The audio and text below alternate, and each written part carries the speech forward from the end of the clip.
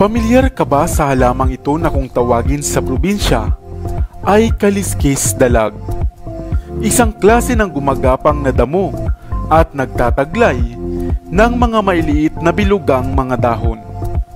Tinatapakan at binubunot lamang ito ng karamihan, subalit hindi natin alam na ang halamang ito pala ay mainam na panlunas sa kagat ng ahas, insekto, dengue, rayuma at ilang sakit at kati-kati sa balat.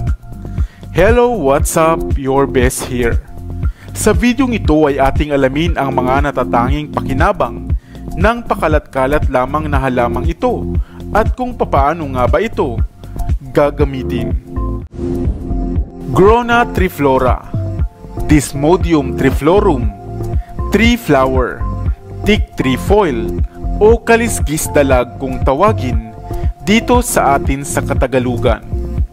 Isang uri ng gumagapang na damo na nagtataglay ng mga maliliit na bilugang mga dahon at maaaring maihambing nga sa mga ligaw na uri ng halamang mani o peanuts. Madalas makikitang tumutubo ang mga kaliskis dalag sa mga parang malapit sa mga kakahuyan o sa mga open space na lugar sa mga kabundukan.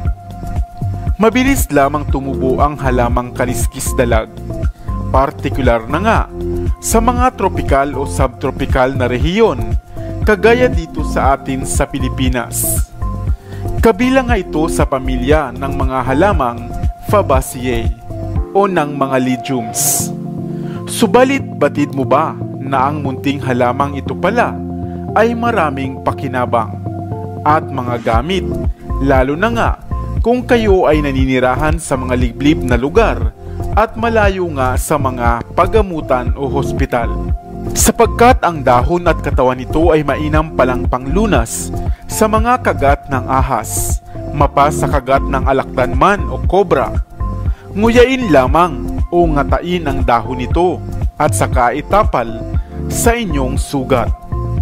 Maaari mo din naman itong durugin lamang at katasin at ang mga katas nito ay lagyan ng konting asukal na pampalasa at saka inumin. Samantalang ang sapal ay itapal naman sa inyong sugat. Mahusay din itong panlunas sa pananakit ng tuhod bunga ng rayuma, sa diarrhea, dysenteria at ilan pang mga sakit sa balat. Ang halaman ngang ito ay nagtataglay ng alkaloids at ng flavonoids na magaling sa kalusugan ng tao. Sa kabilang banda naman, mainam rin itong itanim sa inyong bakuran at gawing alternatibo sa Carabao grass. Kaya naman kung kayo nga ay nasa mga liblib na probinsya, ang halamang ito ay marapat ninyong kilala upang magamit nga kung kinakailangan. Subalit syempre, mainam pa rin ang pagtungo sa ospital para sa lubusang kagamutan. Ikaw, nakakita ka na ba ng halamang kaliskis dalag?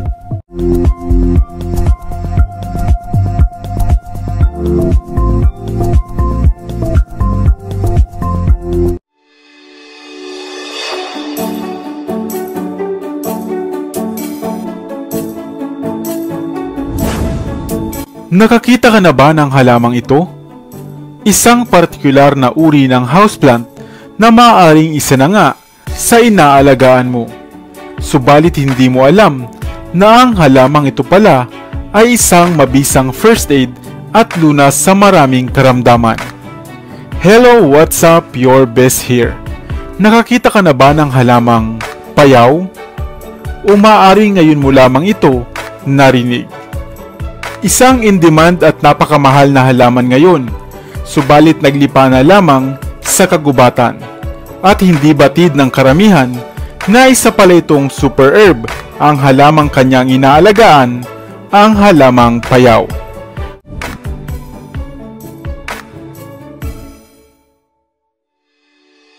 Ano nga ba ang payaw? Ang payaw ay isang klase ng halaman na kahanay o kapamilya ng mga alocasia o gabi-gabi at ng philodendron. Kadalasang tumutubo ang payaw sa mga gilid ng ilog o sa mga malalamig na kabundukan dito sa Asia, sa Pacific region at sa Latin America. Bukod tanging makikilala mo ang halamang payaw dahil sa taglay nitong matapang na maanghang na amoy kung sakaling putulin o punitin mo ang dahon nito. Ang payaw o Hamalomena bilang scientific name ay isang klase ng gabi-gabi na mayroong malalapad na hugis-pusong dahon at kulay pulang katawan o mga tangkay. Namumulaklak rin ito na animoy gabi at ayon sa Malayan translation ay isa itong halamang flat moon dahil sa mga magaganda nitong makakapal na hugis-pusong dahon. Maaaring dito sa Pilipinas ay hindi pa ito gaanong kilala, subalit ito ay isang klase ng super herb na tinatangkilik na ng mga Tamil sa India kahit noon pa ngang 3,000 taon na ang nakararaan. Ang halamang ito ay napakarami ring mahusay na gamit pang kalusugan, katulad na lamang bilang lunas sa mga sakit sa tiyan, patanggal ng plema, at ginagawang langis o lana upang gamiting ointment sa mga nararamdamang sakit sa balat at sentido.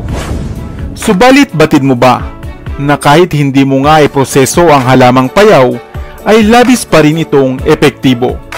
Napakabisang pangunang lunas para sa pangangati ng katawan o balat ang dahon at katawan ng payaw. Kung ikaw ay natamaan ng nipay o lipa na isang napakakating dahon sa gubat, ay maaari mong kunin ang dahon at katawan ng payaw at kuskusin ang nangangating balat. Kung kayo naman ay nakagat ng hantik o antik at iba pang langgam na masakit kung mangagat, ay mabisa rin itong first aid. Samantalang kung masama naman ang inyong pakiramdam o ang inyong likod o ulo o sintido man, ay magdarang ka lamang ng dahon ng payaw, pahiran ng kunting langis at saka itapal sa nananakit na bahagi ng katawan o kaya naman ay sintido. Isa rin ang payaw sa napakainam na gawing houseplant dahil hindi ito mahirap alagaan at paramihin. At maganda ang mga taglay nitong dahon.